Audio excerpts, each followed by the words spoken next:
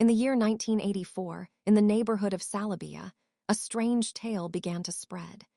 It concerned a young woman, stateless and poor, yet constantly drawing the attention of her neighbors. She lived with her family in a modest house, and though they appeared ordinary, whispers about her behavior quickly traveled beyond their street. Among their neighbors was a respected family. The father was known for his piety, and his young son, a devoted student at the mosque, carried the hopes of his household. He was bright, disciplined, and destined, it seemed, for a good and honorable future. The young woman, however, became fixated on him. Each time he returned from prayers, she would sit by her door, waiting to see him pass. At first, her glances were shy and fleeting. Soon, they grew bolder, gestures, words, and attempts to catch his attention. The boy treated her as one would treat a sister or neighbor, politely and without suspicion. But her persistence unsettled him. She lingered at his doorstep, intercepted him in the street, and whispered things that embarrassed him deeply. When he ignored her, she threatened to create scandal, to drag his name into rumors he could not escape. Neighbors began to notice. Some pitied her, claiming she was afflicted with a psychological illness. Others condemned her, calling her shameless and reckless. Either way, the pressure on the boy grew unbearable. He withdrew further into his studies, hoping silence would protect him from disgrace. But silence did not stop her. The girl's behavior escalated. One night, she disguised herself in military clothing, stole her brother's car, and wandered recklessly through the city. She was recognized, exposed, and humiliated. Her family's name trembled under the weight of her actions, and the whispers grew louder. The boy's family was caught in the storm. They had done nothing, yet their son's honor was constantly threatened by her obsession. The father, respected in his community, feared that a single rumor could destroy everything he had built. It was not long before the matter reached the authorities. Questions were asked. Was this girl mentally ill? Or was she dangerous, calculating, and determined to ruin reputations? The story, however, was only beginning. The scandal of that night did not put an end to the girl's actions. On the contrary, it seemed to drive her further into chaos. Her obsession with the boy deepened. She left notes near his house, attempted to corner him when he returned from prayers, and even threatened to destroy herself if he continued to reject her. To many, she seemed possessed by something beyond reason. The boy's life became suffocating. Wherever he went, he felt her eyes following him. His companions at the mosque began to whisper. He feared that even a false word could tarnish his reputation forever. Her family, ashamed and overwhelmed, tried to silence the rumors. They claimed she was ill, that she needed sympathy rather than judgment. But the neighborhood had seen too much. Each incident added fuel to the fire of gossip, and every family feared being drawn into her web of disgrace. One evening, matters took a darker turn. The girl disguised herself again, this time veiling her face and pretending to be someone else. She slipped into gatherings where she did not belong, listening, watching, searching for ways to entangle the boy's name with hers. But lies have a way of unraveling. People began to recognize her voice, her walk, the small details she could not conceal. Soon she was exposed again. The boy, though innocent, was now a prisoner of the rumors. He must have encouraged her, some said. No girl behaves like this without reason.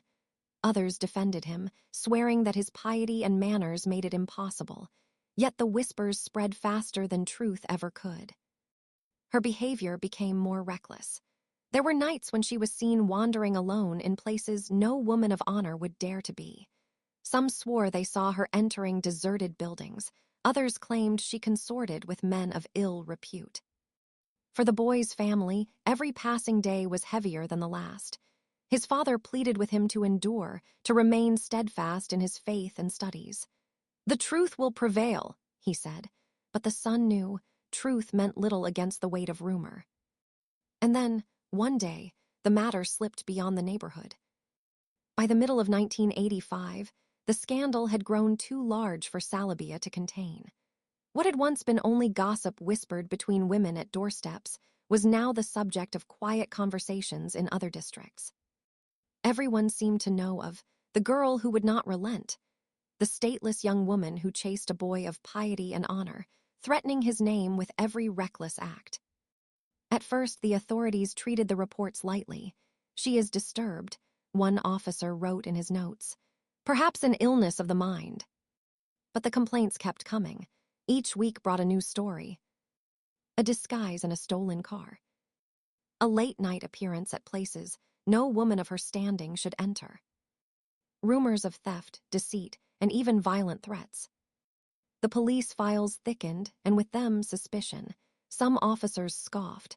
Others leaned back in their chairs and muttered, "There is more here than madness. Perhaps she serves someone. Perhaps she is being used." Inside her own home, her family waged a hopeless battle. Her father, exhausted, shouted at her until his voice broke, then fell silent in despair. Her mother wept at night, pressing her face into her veil so the neighbors would not hear. "Stay inside," they commanded. "Do not shame us further." Yet by some trick, through windows, rooftops, or friends who aided her, she always escaped. She returned at dawn with the wild look of someone who had been elsewhere, in places her parents dared not imagine. They pleaded with neighbors. "She is ill. Forgive her. Do not believe the worst." But patience had worn thin. The neighborhood was tired of excuses. For the boy's family, the suffering was heavier still. His father had spent a lifetime building respect in the community, his reputation polished through prayer, generosity, and discipline. Now, with a single girl's obsession, all of it trembled like fragile glass. The boy himself, still young, with eyes bright from study, felt as though a shadow had fallen over his life. At the mosque, his teachers tried to reassure him. "Do not fear, my son. If your heart is clean, God will protect your name." But whispers swirled like smoke behind his back. "No girl disgraces herself like this without cause," some muttered. Perhaps he led her on. Perhaps there is a secret. The boy avoided their eyes. He hurried home from prayers, head bowed, his sandals scuffing the dust of the street. Each day, his world grew smaller, as though the walls of Sallabiya itself were closing in around him. And then came the night she appeared at his very doorstep. He had just returned from evening prayers when he saw her standing there, cloaked in black, her face veiled but her trembling voice unmistakable. "Enough silence," she cried, her words breaking between sobs and fury. "If you will not accept me, I will end my life, and I will take your name down with me." The boy stood frozen in the doorway. The lantern's light caught her shaking hands. For a moment, he felt both pity and terror, pity for her broken state, terror for the ruin she threatened to bring. Finally, with a heavy heart, he shut the door. He said nothing. But silence has its own echo. By morning, the story of her visit had already spread through the neighborhood, carried from mouth to mouth until even strangers spoke of it. The scandal was no longer rumor. It was a storm. The morning after the doorstep incident, Sallabiya buzzed like a hive disturbed. Women exchanged knowing glances as they fetched water. Men muttered under their breath at the cafes, shaking their heads with a mix of pity and disdain. Children whispered the story in alleys, repeating fragments they had overheard from their parents. She went to his door at night. She threatened herself and him. She is possessed, or maybe he is not as innocent as they say. In a neighborhood where honor was currency, every word was a coin cast into the fire. The boy's father sat in silence that morning, his prayer beads sliding restlessly through his fingers. He had once been a man whose presence commanded respect. Now, when he walked the street, people greeted him with forced courtesy, their eyes filled with doubt. "My son," he said at last, his voice low and strained, "a man can withstand hunger, illness, even exile, but he cannot survive the loss of his name. You must endure, speak to no one, look only to God." The boy nodded, though the words pressed on his chest like a stone. For the girl, shame seemed to feed her defiance rather than weaken it. When her mother confronted her, eyes swollen from tears, hands trembling, the girl only laughed bitterly. "You do not understand. He belongs to me. If he refuses me, I will make sure he belongs to no one." Her father raised his hand in fury, but let it fall before striking her. Instead, he turned away, his shoulders bent beneath an invisible burden. The neighbors shook their heads. Some declared she was mad beyond saving. Others claimed she was cunning, fully aware of the destruction she sowed. Whatever the truth, the result was the same: a community held hostage by her obsession. The boy withdrew further. He no longer lingered at the mosque after prayers. He avoided markets and gatherings, keeping his eyes fixed on the ground. But silence, instead of protecting him, only deepened suspicion. One evening, an old man approached him outside the mosque. "Son," he said gently, "sometimes silence is not enough. Sometimes a man must speak to defend his honor." The boy lowered his gaze. "If I speak, they will say I am hiding something. If I remain silent, they say the same. I have only God." The old man sighed, knowing the boy was trapped in a snare with no way out. By now, Sallabiya itself was divided. Some pitied the boy and cursed the girl. Others whispered that there was more to the story than anyone dared to admit. And in the middle of it all, the girl continued her reckless path, appearing in the streets at odd hours, disappearing for nights, reappearing with wild eyes and disheveled clothes. The scandal no longer belonged to a single family. It was a wound in the heart of the entire neighborhood. And wounds, left untended, only grow deeper. By the end of that summer, the girl's behavior had slipped beyond what even her own family could explain. Neighbors whispered that she no longer belonged to the daylight.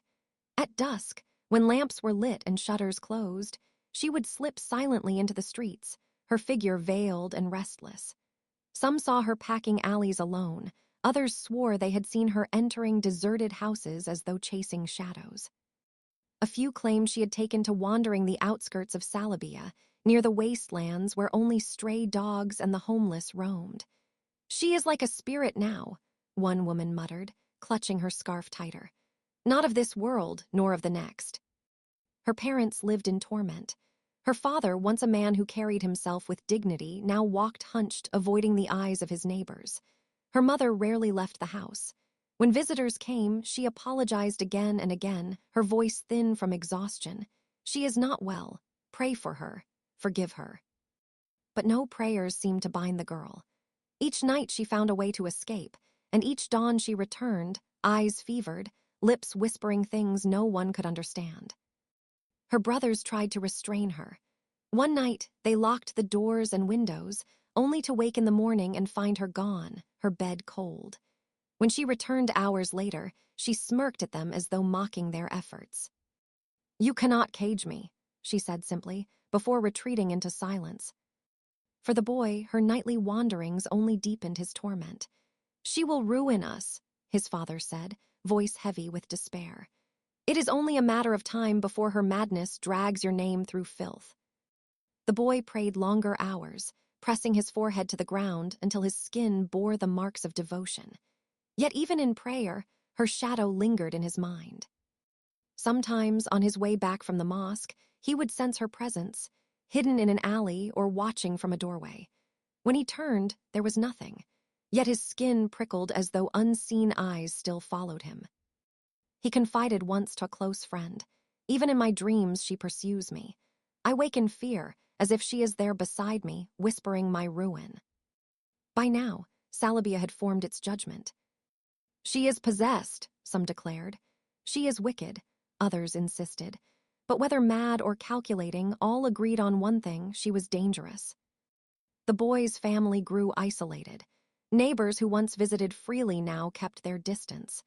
Invitations to weddings, to gatherings, ceased. The house that had once stood proud among them became a place of unease. And yet, despite all this, the girl showed no sign of stopping. Her obsession burned hotter with each rejection, each silence. It was as though she had made a covenant with herself. If she could not have him, she would destroy him, and herself if necessary. The night was her ally. The neighborhood was her stage, and her story was only beginning to twist into darker shapes. The mosque had always been the boy's refuge. Within its walls, he found peace, discipline, and the guidance of elders who treated him like a son. But as the girl's scandal spread, even this sanctuary began to feel fragile. When he entered for prayers, he felt eyes turn toward him. Some were full of pity, others sharp with suspicion. Conversations fell silent as he passed. The sound of whispered judgment clung to him like dust. One evening after prayer, the imam called him aside. The boy's hands trembled as he sat before the old man, the murmur of Quran recitations echoing faintly in the background. "My son," the imam said gently, "you walk under a heavy trial. Do not let whispers shake your faith. Truth is light, and lies cannot hide from God forever." The boy lowered his gaze. "Master, even if truth shines, will people see it? Or will they only see the shadow that follows me?" The imam placed a hand on his shoulder. "Patience. A man is not ruined by what others say, but by what he answers. Guard your silence as you have, but guard also your heart. Do not let despair creep into it." The boy nodded, though inside he felt only weariness. Outside the mosque, the girl's presence lingered like an unseen spirit. Some nights she stood at the edge of the street, veiled and silent, waiting for him to emerge. Other times she followed from a distance, her steps measured, careful not to be seen too easily. There were even those who claimed they saw her circling the mosque itself, as though trying to bind it in her obsession. "She waits for him like a predator," one witness murmured. "Not even the house of God can shield him." At home, the boy's father felt the weight of every rumor. He could not walk to the market without hearing whispers carried on the air. His son must have encouraged her. No girl goes mad like that for nothing. The words pierced him deeper than knives. He returned each day with bowed head, his dignity crumbling piece by piece. At night, he prayed alone, whispering into the silence, "O Lord, if this is a test, grant us strength. If this is a curse, lift it from us before we are destroyed." The scandal was now more than gossip. It was a wound splitting the neighborhood apart. Some households avoided the boy's family, fearing their own daughters might be dragged into rumors. Others avoided the girl's family, claiming they had raised a curse upon Sallabiya. But there were those who found entertainment in the drama, repeating every new detail with relish, feeding the fire that burned both families. One night after returning from the mosque, the boy sat alone under the stars. He clasped his hands together and whispered, "Lord, I have no weapon against her but silence. If it is my fate to be ruined, let it be by your will, not hers." Far away, hidden in the shadows of a narrow alley, a pair of eyes glistened in the dark, watching, waiting. The girl had not finished. Her story, and his, was still winding toward its breaking point. The next morning, Sallabiya was unusually quiet. Even the usual chatter of the market seemed hushed, as if the neighborhood itself held its breath. The girl had appeared early, moving with deliberate steps, her eyes fixed on the boy's house across the street. She did not speak to anyone. She did not stop for greetings. Her presence alone carried a warning, and the people who saw her instinctively stepped aside. Inside the boy's home, tension was almost unbearable. The father stood by the window, watching the girl's shadow cross the street. He clenched his fists and muttered under his breath, "This ends today." He called his son into the room. The boy obeyed silently, feeling the weight of his father's unspoken plan pressing down on him. "Enough hiding," his father said. "We cannot let this girl's obsession ruin everything. She must face the truth, and we must face her." The boy nodded reluctantly, knowing that confrontation could ignite chaos, but also that inaction had only made things worse. Outside, the girl sensed the shift. She stopped mid-step and turned, eyes blazing, as though she had known the moment was coming. The boy's father stepped onto the street, his figure firm and unyielding. Behind him, the boy followed, silent and tense. "You have caused enough trouble," the father said, his voice carrying across the narrow street. "Your obsession has no place here. Speak the truth now or leave our neighborhood forever." The girl laughed, a sound both cruel and unnerving. "Leave," she whispered. "I am everywhere. I am the shadow you cannot escape." For the first time, the boy felt fear, not for himself, but for the chaos that could follow. The neighbors watched from behind curtains and doorways, breath held, unsure whether to intervene. The girl took a step closer, her voice rising. "I warned you. I told him to listen. I told him that if he did not answer me, he would belong to no one. And now. Her eyes locked on the boy. He felt her gaze like fire, burning away any thought of escape. The father raised his hand, not to strike, but to command. Enough, he said. You will speak here in front of everyone. No threats, no whispers, only the truth if you have it. The girl hesitated. For a moment, her bravado faltered. Her lips quivered, revealing a glimpse of vulnerability beneath the mask of fury. She began, but stopped, scanning the street. The neighbors leaned forward, eager for the revelation. The boy swallowed hard, praying silently that whatever came next would not destroy him or his family. The street was silent, every neighbor holding their breath. Even the wind seemed to pause, as if waiting for the girl's next words. She took a deep breath, the heat of her fury flickering like a flame, then settled into a steadier, colder resolve. Her voice cut across the street. I have told him everything. He ignored me, laughed at my warnings, pretended I was nothing. And now. She stepped closer to the boy, her eyes locking on his. For a fleeting second, the fire of her obsession softened into something almost human, a desperation, a longing. The boy flinched. He wanted to look away, to retreat into silence, but he couldn't. Her gaze held him fast. The father stepped forward, placing himself between his son and the girl. This ends now, he said firmly. If you wish to speak, speak to me. If not, leave this street and never return. Do you understand? The girl's eyes darted from the father to the boy and back again. For the first time, she seemed uncertain. The power she had wielded over the streets, over whispers and shadows, faltered in the face of authority. I cannot leave, she said, her voice trembling. Not yet, he must understand. The neighbors peeked from behind shutters and doors. Some murmured prayers under their breath. The boy's mother appeared in the doorway, clutching her shawl tightly, a silent plea in her eyes. The father looked at her, then at his son. You have been patient. You have endured her games, but this must end tonight. Speak the truth or face the consequences. For a moment, it seemed she might retreat, vanish into the shadows once more. But then she raised her chin, squared her shoulders, and spoke, her voice trembling but defiant. I will tell the truth, but only if he listens, only if he hears me fully. Otherwise, all of this means nothing. The boy's heart pounded. He did not know what she would say, nor what she would reveal. Yet in that instant, the balance of power shifted. No longer was she a ghost haunting him from the shadows. She was real, vulnerable, and dangerously close to breaking everything. The neighbors watched, frozen in anticipation. The air was thick with tension. The night seemed to lean closer, holding its breath with them. And in that suspended silence, the first cracks in the girl's fury began to show, offering a glimmer of hope, and a warning that what came next could change everything. The girl's eyes were wide, her hands trembling slightly as she looked at the boy, then at his father. The entire street seemed to hold its breath.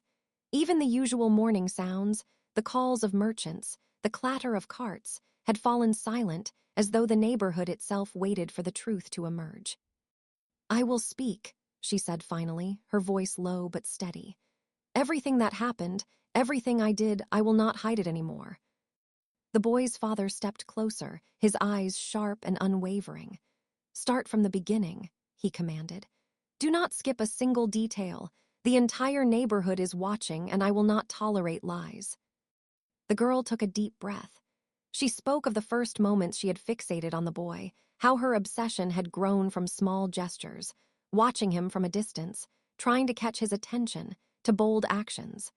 Sending messages, leaving notes, attempting to manipulate situations to make him notice her. I thought I could control it, she admitted, her voice breaking. I thought I could make him care, but I was wrong. I went too far. She told of the night she had taken his brother's car, of the rumors she had spread, of the moments she had deliberately created chaos to ensure he would be forced to look at her. Each word left the street in stunned silence. The boy remained still, his jaw tight. He felt a mixture of fear, anger, and relief. Fear for what she might do next. Anger for the chaos she had caused in his family's life. Relief that at last the truth was out. I never asked for this, he said quietly. I never encouraged you. I never wanted any of it. The girl's gaze flickered, as though searching for a sign of forgiveness, or perhaps a sign that he would finally act to stop her. The father exhaled slowly, his expression unreadable. You have caused harm, he said, addressing the girl directly. Not only to my son, but to this entire neighborhood. You will be held accountable, but truth is better than lies. You have chosen to speak it. That counts for something. He turned to the boy. Do you understand that the danger has not passed? You must remain vigilant. Do not trust appearances. And yet, now that we know the truth, we can act to protect ourselves. The neighbors, who had been holding their breath, began murmuring amongst themselves. Some expressed shock, others relief that the mystery was finally unraveling. Whispers of "at last," and "so it was true," floated through the street. The girl stood silently, aware that her actions had consequences. She realized that her power, built on fear and obsession, had limits. And in that moment, the first hint of humility appeared on her face, a recognition that her obsession had almost destroyed everything, including herself. The revelation left a heavy silence in Sallabiya. Even after the girl finished her confession, no one moved. It was as though the street itself was processing the storm that had just passed. The boy's father stepped forward, his face hard but not without compassion. You will face consequences for your actions, he said to the girl. The law, the authorities, and your own conscience. But you spoke the truth, and that is the first step toward justice. The girl nodded, her head bowed slightly. She had expected anger, punishment, perhaps even exile from the neighborhood, but there was a strange sense of relief in being confronted with the reality of her actions. You will be referred to the authorities, the father continued. Your obsession endangered not only my son but your own future. You must understand that actions have weight and lies carry far. The boy watched silently, his chest tight with a mix of fear, anger, and the faintest sense of relief. For years, he had lived under the shadow of her obsession, and now, for the first time, the truth was out. Within hours, the local authorities arrived. The girl was taken to the police station, where she gave a full, detailed statement. Every act, every message, every incident was documented. She faced her accountability, and while the law was stern, her honesty allowed some measure of leniency. The boy's family provided their testimony, carefully describing the fear, confusion, and social chaos caused by her actions. They insisted that while the girl's behavior had been dangerous, she had finally cooperated fully. Back in the neighborhood, whispers ran through the streets. People had long speculated about the girl's actions, but now the truth was confirmed. Some were shocked at the depth of her obsession, others were relieved that clarity had finally arrived. Yet the balance of the neighborhood had shifted. People now watched more closely, aware of how quickly obsession could turn ordinary life into chaos. The boy's reputation, previously shadowed by rumors, began to clear. His careful demeanor and integrity were praised by neighbors who had once doubted him. Alone in the police station, the girl had time to think. She reflected on the choices that had brought her here, the obsession, the manipulations, the escalating chaos. For the first time, she faced the truth of her own actions, not as power, not as control, but as consequence.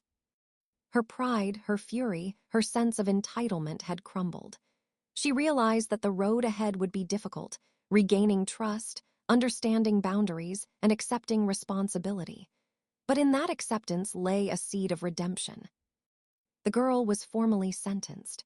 The court recognized her repeated manipulations and the fear she had instilled in her neighbor and the community. Yet her full cooperation and honest confession allowed for a more measured outcome. She received a sentence that balanced accountability with the opportunity for rehabilitation, a clear message that actions have consequences, but redemption is possible. She left the courtroom quietly, her head bowed, finally confronted with the reality of her choices. The streets of Sallabiya whispered about her, but the fear that had once loomed over the neighborhood began to fade. The boy, finally free from the shadow of her obsession, began to reclaim his life.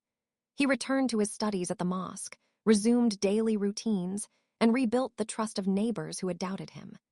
The ordeal had scarred him with memories of fear and tension, but it also strengthened his sense of responsibility, resilience, and prudence. He learned to navigate attention carefully, knowing that appearances could be deceiving and that vigilance was necessary. But he also felt a sense of closure that had long eluded him.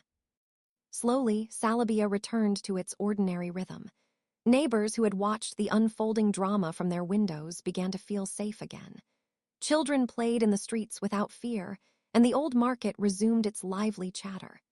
The shadow of obsession that had haunted the area dissipated, replaced by cautious optimism and mutual respect.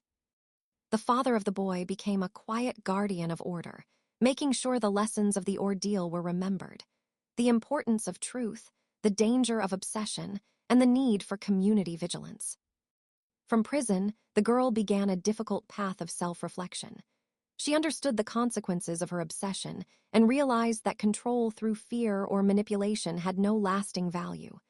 Over time, she committed herself to learning, growth, and understanding the weight of her actions.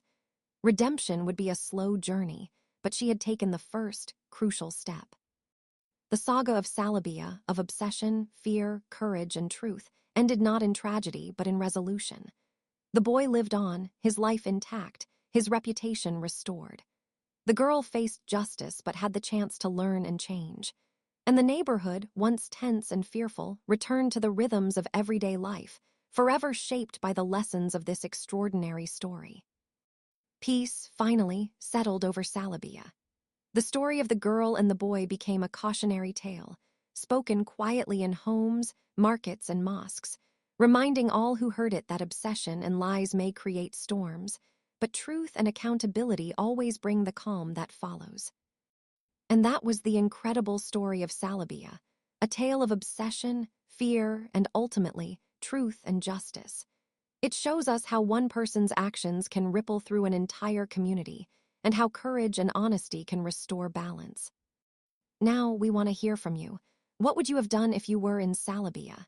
Could you face the truth like the girl did, or act with courage like the boy? Drop your thoughts in the comments below, and don't forget to like this video if you were captivated by this story. Subscribe and hit the notification bell so you never miss another story that will make you think, feel, and question. Remember, every story has a lesson. Share yours, and let's continue the conversation together.